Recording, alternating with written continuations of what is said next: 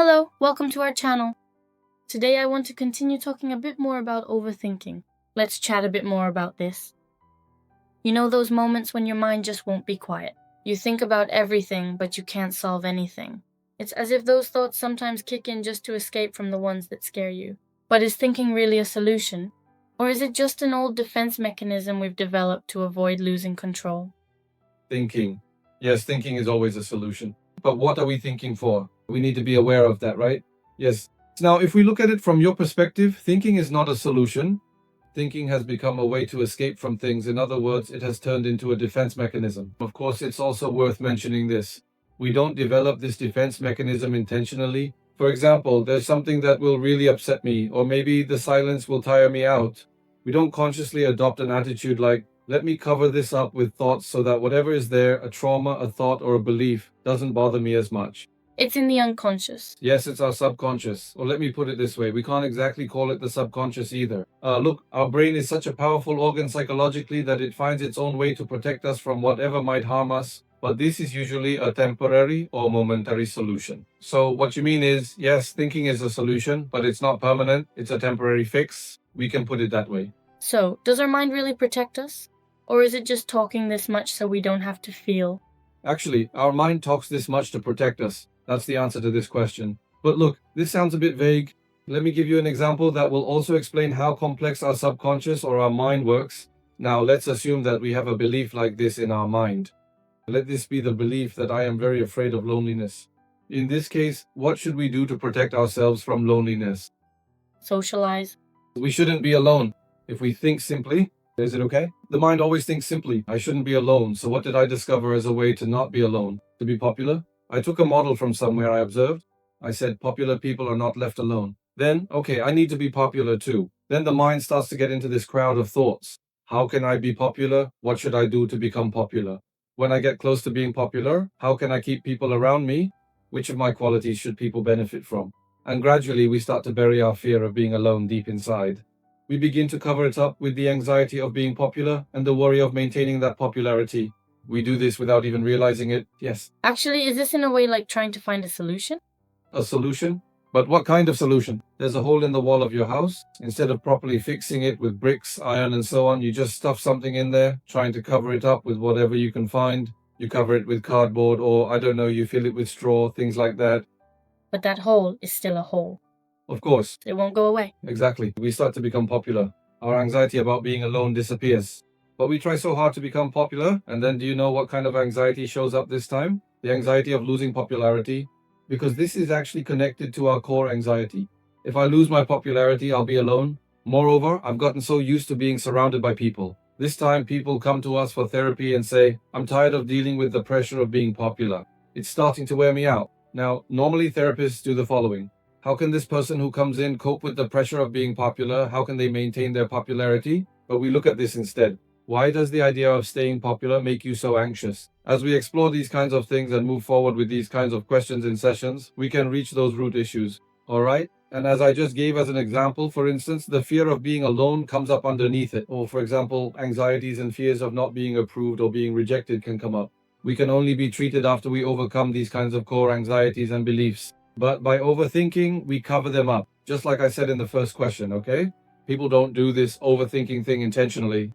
The mind doesn't do this intentionally either. This is just a solution the mind comes up with. Temporary? A temporary solution. As long as we don't resolve what's underlying it keeps going, then anxiety about losing popularity comes up, or anxiety about failing, and so on.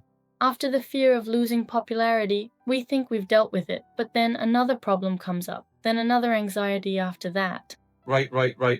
For example, let's say you became popular there, but then you realize people are very superficial. This time, you feel lonely in the crowd. It's continuing with anxiety. Yeah, you became popular. Within that popularity, you resolve that core anxiety, the fear of being alone.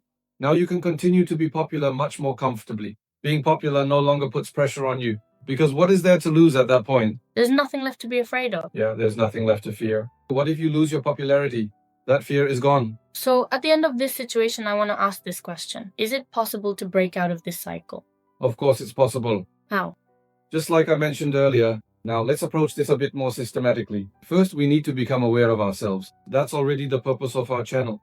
Let viewers increase their self-awareness, question themselves, reflect on themselves. Why am I so anxious about being successful or about failure? Why am I worried about being popular or maintaining my popularity? Or why am I anxious about not being a good mother? Let them take a look at these things. First, we need to be aware of ourselves. We will accurately identify what we need. Sometimes, our mind works like a busy traffic jam. At a red light, our thoughts come to a stop. The light turns green, but if those thoughts don't move on, then we start overloading our minds. The light isn't green for it, it needs to resolve that first. As long as it doesn't resolve it, it's not ready to move on. I see. So, this is popular. Then people start focusing on superficial things. Why do I have anxiety about being popular or about losing popularity? Because underlying reason? Okay, so how can I get rid of this anxiety about losing popularity? What do people do, for example? The solution the mind offers is this. Gather more people around you, become more popular, become even more popular, gather even more people. But these aren't real solutions. Then, as our anxieties increase, what we call overthinking actually starts to happen. We start overthinking. The mind's ability to make decisions begins to deteriorate. If this anxiety becomes the center of our lives, we stop enjoying the life we live. But we're still focused on solving our anxiety, so you're still trying to do something that doesn't bring you any joy. Think of it this way. How would it feel to keep eating a food you don't like, even one that makes you nauseous, just because you're anxious about going hungry? Bad. Exactly. My life turns into that. But if you can let go of that anxiety about going hungry, if you truly know you can feed yourself when you need to, or if you're sure about how to access the foods you love, that's what you really need to reach. For example, maybe what that person really needs isn't to be popular, but to have solid people, solid friendships around them. To build them up. To build them up, right? So how do I do that? You can't do that by being popular. Popular people are often surrounded by those who want to take advantage of them. So the method is wrong, isn't it? So it turns out that being popular isn't actually the solution. It's a more artificial environment. Yes, you can't let people take advantage of your popularity if you want to build genuine friendships. You share things with them, you create common ground, you start to mean something to them. If you can make someone say, Yeshim is very valuable to me, then you start to overcome your fear of being alone. And as a result, your anxieties decrease. Yes, exactly. I understand. So first, we need to be aware of ourselves. Above all, we need to be aware of ourselves. We need to dig deeper, that's it. As I just said, our mind works like a traffic light. Unless we let go of the thought, unless we resolve it, those cars won't move forward even if the light turns green. They don't move forward with those thoughts. They only move forward when those thoughts are truly resolved.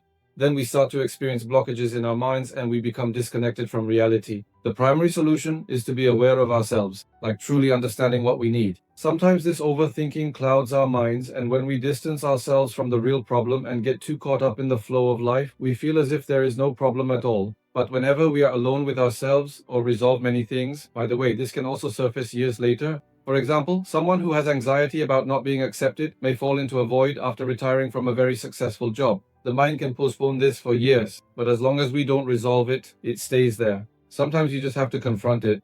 Sometimes you need to see it for what it is. So what really happens if I fail? Or how can I cope with this? I failed, I was rejected, I was hurt, I was excluded. Now, if I learn how to cope with this situation, I won't have this kind of anxiety anymore, right? We need to face it. Yes, sometimes you do need to face it. Thank you very much. It was a nice conversation. I think we should continue to address overthinking. Now, don't forget to subscribe to our channel, like, and leave a comment. Yes, your comments are very important to us. We want to keep interacting with you all. How did we create awareness in you? Observing these things is very important to us. See you in the next video.